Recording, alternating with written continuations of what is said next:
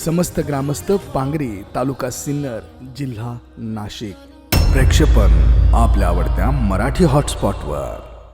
शिंदेवाडी नावाचं गाव आहे तुमच्या तालुक्यात. तिथं तो केशव गोसावी नावाचा पोरगा शहीद झाला. 11 तारखेला माझं प्रतिवर्षी कीर्तन असतं. प्रत्येक वर्षातली 11/11/2018, 11/11/2019, 11/11/2020, 11/11/2021, 11/11/2022. आता यावर्षी पण आहे. 11/11ला सकाळी 10 ते 12 कीर्तन असतं. तेवढ्या कीर्तनाला येत जा. यशोदा गोसावी नावाची पोर आहे बघा. लग्न केलं नाही दुसरं तिनं अजून.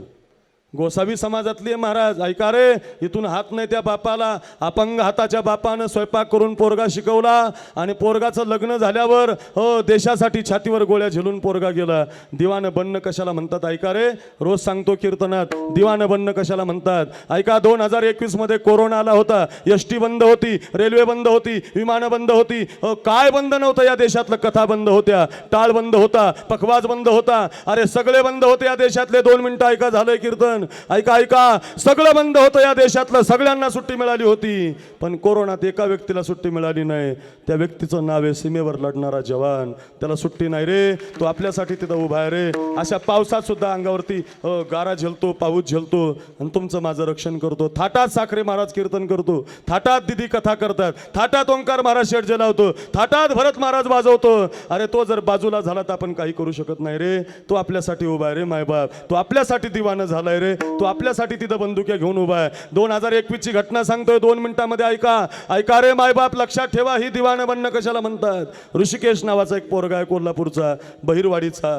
5 वर्षापासून घरी आला नव्हता आणि 5 वर्षानं सुट्टी मिळाली होती त्याला. धनत्रयोदशीचा दिवस होता दिवाळीचा. आणि आता 5 वर्षानं बहीण राखी बांधणार आहे, 5 वर्षानं माझी भाऊबीज होणार आहे, 5 वर्षानं माझी आई पाहणार आहे, 5 वर्षानं माझा बाप पाहणार आहे. गावात 200 मोटरसायकली झेंडा लावून फाट्यावरती त्याला आणायला जाणार होत्या. गावातलं प्रत्येक मंदिर सजवलं होतं, प्रत्येक गावामध्ये फुलं हातरली होती. आज जशी तुम्ही आम्हाला अशी केली ना पालखी, अशी पालखी सजवली गेली होती. त्याला गाडीमध्ये बसवायचं, गुलाल उधळायचा, फुलं उधळायची. 5 वर्षापासून ऋषी गावाला आला नाही. सगळं गाव त्याच्या तयारीला लागलं होतं. स्वागत करायचं होतं. पोरांनो माझं ऐका, आपल्या गावाला, आपल्या तालुक्याला, आपल्या जिल्ह्यात एखादा जवान असेल, तो जर सुट्टीमध्ये गावाकडे आला तर मंदिरातल्या देवाचं दर्शन विसरलं तरी चालेल, पण त्याला मानाचा मुजरा करा, त्याला सल्यूट करा, त्याची मिरवणूक काढा, त्याच्या अंगावर फुलं उधळा, त्याला त्याच्या हाताने झेंडावंदन करा, त्याच्या बायकोचं दर्शन घ्या, अरे त्याच्या आईचं दर्शन घ्या.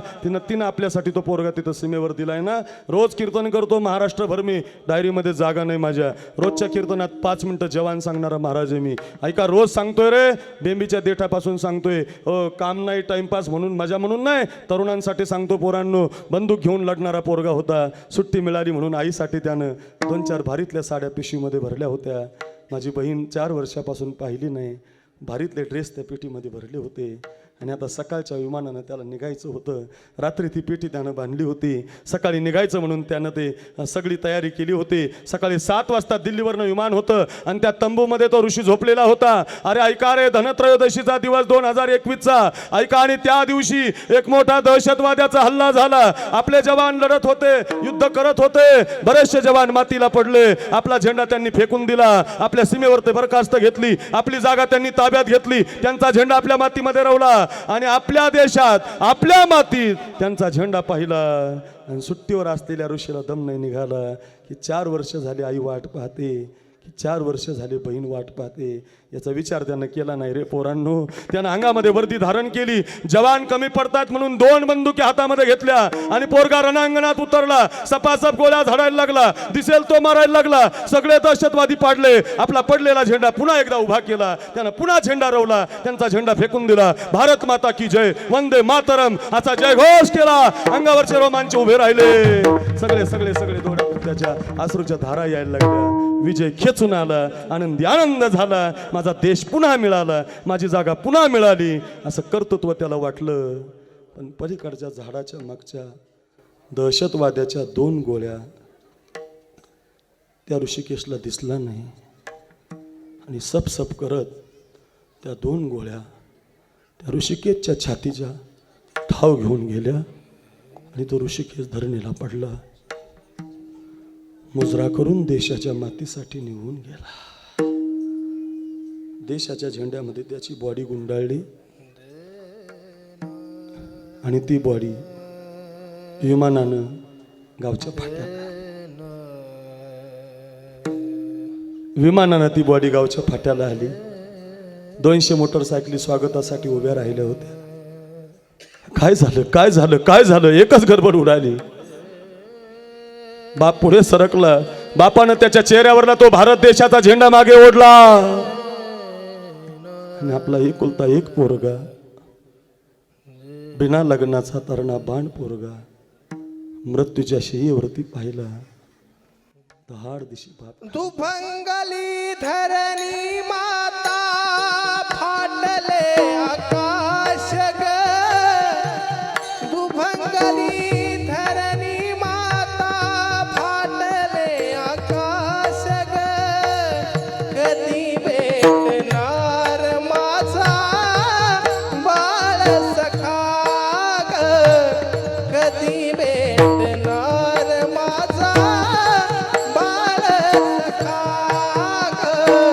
कधी भेटणार माझा बाळ सखा ग.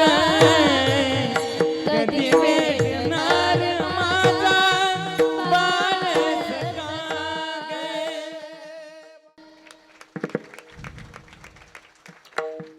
अशी हजारो मुलं आहेत.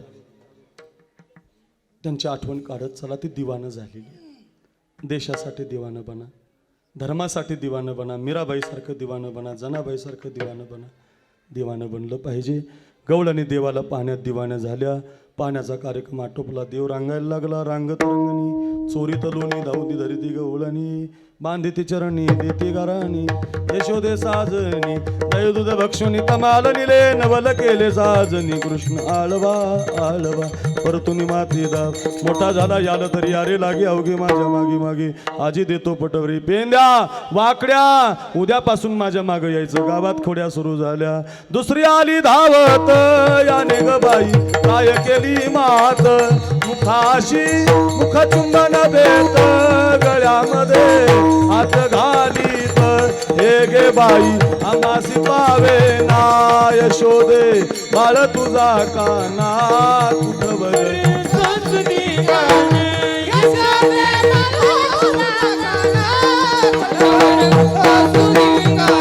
यशोदे यशोदे कृष्णाला सांगावे गोकुळी करावे जावे. कसं करायचं बाई. पोरगा परवा आला मुझ्या घरा. दारी निजला होता म्हातारा. घेऊन ताकाचा ओटेरा फोडा सैरा त्यावरी. अशा बऱ्याच खोड्या झाल्या. खोड्या नको करू माझी बा. यशोदा ऐकत नाही. बाळ सगुण गुणाचं तान. बाळ दिसतंय गोजिरवान. असं बराच चरित्र होतं. यशोदेच्या घरामध्ये खोडी केली जाते. आई नको गे आई नको गे. आई मज मारू नको गे. नाही नाही मी पाहिली माती पाहिली माती.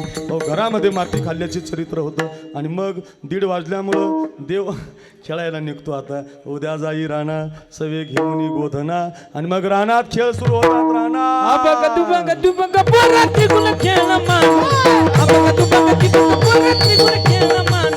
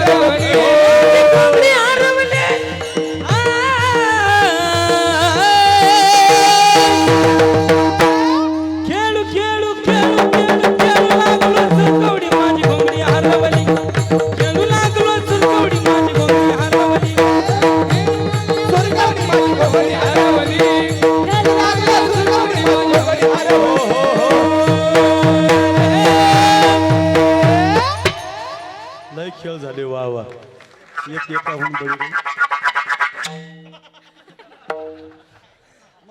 खेळायचंच का अजून तुम्हाला असे संपणार नाही हे तुम्ही म्हणाल चालू द्या महाराज 4 वाजले तरी खूप अलौकिक आहे महाराज हे. खरं सांगू तुमच्या पांगरी गावाला असा काला खरंच भाग्यानं मिळाला. काय काल आहे काय मंडळी आहेत महाराज वा वा हे सगळं भाग्य तुम्हाला आमच्या सोनाली दिदींच्यामुळे मिळालं बघा. भरत महाराज, ओंकार महाराज, कैलास महाराज, नागेश महाराज, वैभव महाराज, निलेश महाराज, कृष्णा महाराज ही सगळी मंडळी आज इथे येऊन एवढी गोड कला सादर करत आहेत. एक एक गवळण, एक एक खेळ, एक एक गवळण काय गोड आहे असं सगळं जे घडतंय ना. असा बऱ्याच प्रकारचे खेळ झाले.